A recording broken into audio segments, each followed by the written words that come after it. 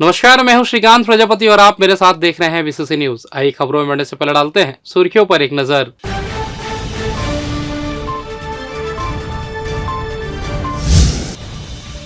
कृषि उत्पाद आयुक्त ने की समीक्षा, किसानों को समुचित लाभ पहुंचाने दिए निर्देश। सनकी प्रेमी ने प्रेमिका का रेता गला, ब्रेकअप बनी वजह। मॉर्निंग वॉक में निकले युवक की मौत, अज्ञात वाहन ने मारी ठोकर। और अतिक्रमण में जारी है कार्रवाई, फिर हटाए गए अहाते शेड। तो ये थी सुर्खियां, अब खबरें विस्तार से। कृषि उत्पादन आयुक्त शैला निगार ने संभाग स्तरीय बैठक लेकर खरीफ कार्यक्रम 2024 की समीक्षा की। उन्होंने रबी वर्ष 2024-25 के लिए कार्यक्रम का निर्धारण भी किया। श्रीमती निगार ने ग्रीष्मकाल में धान के रकबे को कम करने के लिए किसानों को जागरूकता लाने के लिए अभियान चलाने को कहा है। 10 साल से अधिक उम्र के धान प्रजातियों का उपयोग नहीं करने की सलाह दी। बैठक में संभाग के सभी जिलों के कलेक्टर, जिला पंचायत सीईओ सहित कृषि, मछली पालन, पशुपालन एवं उद्यानिकी विभाग के संभागीय एवं जिले के अधिकारी उपस्थित थे। कृषि उत्पादन आयुक्त श्रीमती निगार ने कार्यसूची के अनुरूप अधिकारियों की लगभग 4 घंटे तक मैराथन बैठक लेकर समीक्षा की। संभाग के सभी 8 जिलों में संचालित किसान हितैषी योजनाओं की कलेक्टरों से विस्तृत जानकारी लेकर दिशा निर्देश दिए। उन्होंने कहा कि खेती में बोआई के लिए नई नई प्रजातियों को उपयोग किया जाए। इनमें उत्पादन बढ़ने के साथ ही फसलों में रोग कम लगता है। साथ ही कुपोषण दूर करने के लिए आवश्यक पोषक तत्व ज्यादा मात्रा में मिलते हैं। उन्होंने मछली पालन, डेयरी, उद्यानिकी को खेती का दर्जा दिए जाने के बाद ज्यादा मात्रा में लोन का लो बढ़ाने के निर्देश दिए। अभी की स्थिति में इस सेक्टर में लोन की मात्रा संतोषजनक नहीं है। बताया गया कि सहकारी बैंक की जिले की शाखाओं में ऋण स्वीकृत करने का अधिकार नहीं है, जिसके कारण विलंब हो जाता है। जिला स्तर पर ऋणों की स्वीकृति के लिए अधिकृत करने की बात एपीसी से कही। एपीसी ने कहा कि प्रधानमंत्री फसल बीमा योजना में बड़ी संख्या में किसान ऑप्ट आउट हो रहे हैं। उन्होंने इसका कारण जानना चाहा। बैंक अथवा अधिकारियों के दबाव में यह कार्य नहीं होने चाहिए, इसे सुनिश्चित किया जाए। संकट के दिनों में बीमा योजना से किसानों को काफी राहत मिलती है। कृषि उत्पादन आयुक्त ने बैठक में बताया कि आधारभूत सुविधा दिए जाने के साथ ही रिक्त पदों पर भर्ती की कार्रवाई चल रही है। जल्द ही इन पदों पर नियुक्तियां की जाएंगी। आदिवासी क्षेत्रों में पहले पदस्थापना होगी। ये संभाग स्तरीय बैठक थी जो कृषि और जो संबद्ध विभाग है, पशुपालन, मत्स्य पालन और उद्यानिकी, उनकी योजनाओं के बारे में था। उनकी योजनाओं का रिव्यू था, पिछले खरीफ की प्रोग्रेस का रिव्यू था, रबी की तैयारी थी और मूलतः सबसे इम्पोर्टेंट जो उसमें बात हुई है वो ग्रीष्मकालीन धान के रकबे को कम करने के लिए कलेक्टर्स को रणनीति बनाने के लिए निर्देश दिए। उस पर चर्चा थी और सभी, मुझे खुशी है कि सारे कलेक्टर्स ने बहुत अच्छे तरीके से इसकी रणनीति और प्लानिंग की है। और आने वाली खरीफ के लिए भी हम लोग अन्य फसलों को प्रोत्साहन देने के लिए कलेक्टर्स ने कार्य योजना बनाई, उस पर चर्चा की। राज्य शासन द्वारा जिले में 100% आयुष्मान कार्ड बनाने के निर्देश दिए गए हैं। शहरी क्षेत्रों में छूटे हुए सभी पात्र सदस्यों को आयुष्मान कार्ड का लाभ दिलाने शिविर का आयोजन 3 अक्टूबर से 15 अक्टूबर तक किया जाएगा।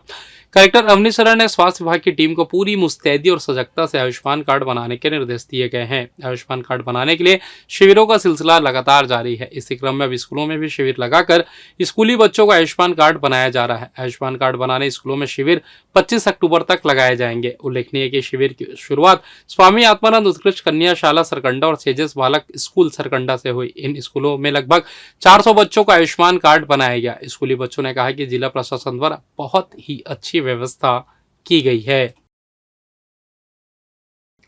इधर दक्षिण पूर्व मध्य रेलवे के रायपुर रेल मंडल के अंतर्गत शुक्रवार को 4 ट्रेनें कैंसिल कर दी गई। वहीं 2 ट्रेनों के समय में बदलाव की सूचना दी गई है। ऐसा भाटापारा और हथबंद रेलवे स्टेशनों के बीच गडर लॉन्चिंग का कार्य तीसरी अप और मिडिल लाइन पर ब्लॉक के चलते किया जा रहा है।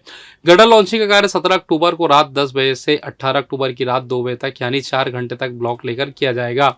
रेल प्रशासन की सूचना के मुताबिक लेवल क्रॉसिंग पर गडर लॉन्चिंग से आने वाले दिनों में सड़क मार्ग उपयोगकर्ता को ट्रेन परिचालन के दौरान लेवल क्रॉसिंग गेट पर रुकने की जरूरत नहीं होगी। इसी प्रकार इससे रेल परिचालन भी निर्बाध सुरक्षित रहेगा।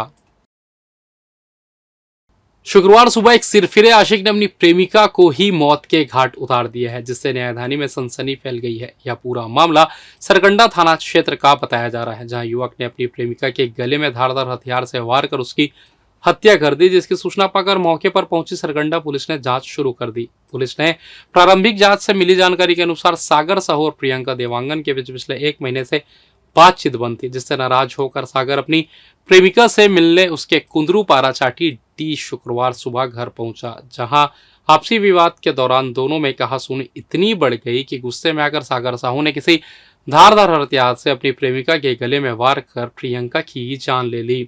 घटना की सूचना मिलते ही पुलिस मौके पर पहुंची और आरोपी सागर साहू को तत्काल हिरासत में ले लिया। पुलिस ने मामले की जांच शुरू कर दी है। पुलिस के जांच में प्रेम प्रसंग के कारण हत्या की बात सामने आई है। वहीं इस मामले में पुलिस अन्य पहलुओं पर भी जांच कर रही है। वहीं आपको बता दें कि इस हत्या को सुलझाने में सबसे महत्वपूर्ण भूमिका सरकंडा थाने में पदस्थ आरक्षक विवेक राय के द्वारा किया गया, जिसने इस सागर साहू के अलावा और इससे पहले जो एक ऑटो ड्राइवर की हत्या हुई थी, इन दोनों हत्याओं को सुलझाने में विवेक राय ने बहुत बड़ा अपना योगदान दिया है। जो आरोपी है सागर साहू, वो अपनी प्रेमिका से मिलने के लिए आया था उसके घर पर से।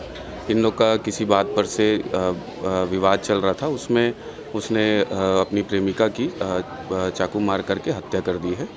उसमें अभी हमने तत्काल थाना सरकंडा में मर्ग जांच कायम कर अपराध कायम कर लिया है और अग्रिम कार्रवाई जारी है। सर, आरोपी गिरफ्तार कर लिया? आरोपी को हम लोगों ने तत्काल पकड़ लिया था। मौके पर तत्काल टीम आई थी और उसे ढूंढ करके वो वहाँ से फरार हो गया था।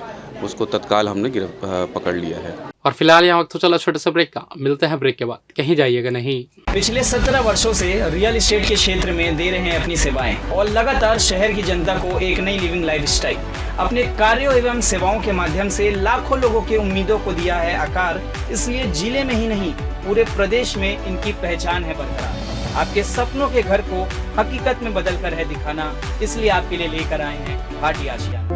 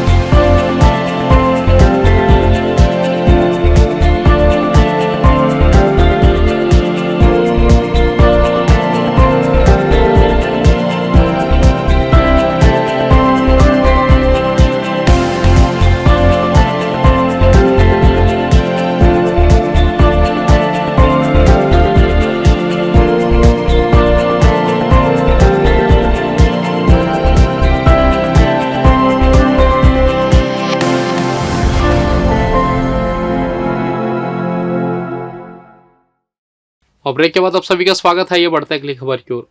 शहर की सड़कों पर देर रात और सुबह के समय भारी वाहनों की तेज रफ्तार आवाजाही जानलेवा साबित हो रही है। खासकर हाईवा के चालक बेधड़क तेज रफ्तार में वाहनों को दौड़ाते नजर आते हैं। ऐसे ही एक सड़क हादसे में एक युवक की मौत हो गई। दरअसल मॉर्निंग वॉक पर निकले युवक को सुबह 5 बजे लगभग एक अज्ञात वाहन ने अपनी चपेट में ले लिया, जिससे वह बुरी तरह कुचल जाने से उसकी मौत हो गई। मिली जानकारी के अनुसार मृतक की पहचान अमित कुमार सूर्यवंशी निवासी टिकरापारा राजगीर मोहल्ले के रूप में ये हुई है। जो प्लम्बर का काम करता था, युवक सुबह घूमने निकला था, तभी गुरुद्वारा के पास दयालबंद में अज्ञात वाहन ने उसे अपनी चपेट में ले लिया। घटना सुबह 5 बजे करीब की है, जिसकी सूचना मिलते ही सिटी कोतवाली पुलिस मौके पर पहुंच गई और शव को कब्जे में लेकर पीएम के लिए ले गया। मामले में पुलिस आसपास के लोगों से पूछताछ कर रही, वहीं सीसीटीवी फुटेज के माध्यम से अज्ञात वाहन की तलाश में जुट गई है। बेहतराई की एक निजी कॉलोनी में रजिस्ट्री एवं विकास अनुमति पर रोक लगाने के नगर निगम के आदेश पर हाईकोर्ट ने स्टे कर दिया है। बेहतराई के श्री राम निवास एम्पायर कॉलोनी के कॉलोनाइजर एवं डेवलपर आशीष गुप्ता ने नगर निगम के आदेश के खिलाफ याचिका लगाई है।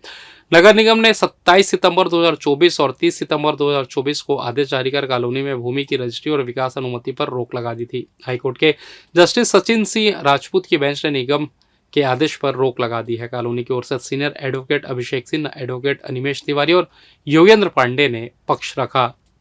महाकुंभ मेला 2025 में शामिल होने वाले श्रद्धालुओं के लिए दक्षिण पूर्व मध्य रेलवे बिलासपुर जोन ने नैनी स्टेशन पर 4 ट्रेनों के लिए 2 मिनट के ठहराव की सुविधा दी जा रही है। यह सुविधा महाकुंभ मेले के मौके पर अस्थायी तौर पर रहेगी। रेलवे के अनुसार छत्तीसगढ़ से चलने वाली 2 जोड़ी गाड़ियों का नैनी में 2 मिनट अस्थायी ठहराव 10 जनवरी से 28 फरवरी के लिए निर्धारित किया गया है। रेल प्रशासन का दावा है कि सुविधा की उपलब्धता से महाकुंभ मेले में जाने वाले श्रद्धालुओं को बेहतर यात्रा सुविधा मिलेगी। बिलासपुर नगर निगम द्वारा समय समय पर अतिक्रमण कार्यों पर लगाम लगाने कार्रवाई की जाती है। वहीं शुक्रवार को निगम का अतिक्रमण दस्ता तोरवा धान मंडी के पास किए गए अतिक्रमण को हटाने की कार्रवाई करने पहुंचा। बता दें, तोरवा धान मंडी के पास बैकऑफ अतिक्रमण कर निगम की जमीन पर शेड का निर्माण कर दुकानों को संचालन किया जा रहा था। वहीं शिकायत मिलते ही निगम की टीम ने यहां अवैध तरीके से कब्जा किए गए करीब 20 शेड को तोड़ते हुए ठेले को भी हटाया। साथ ही चिकन दुकान संचालन के लिए बनाए गए चबूतरों को भी तोड़ने की कार्रवाई की गई। और फिलहाल इस बुलेटिन में बस इतना ही। मुझे दीजिए इजाजत, फिर होगी आपसे मुलाकात। तब तक देखते रहिए पीसीसी न्यूज़। नमस्कार।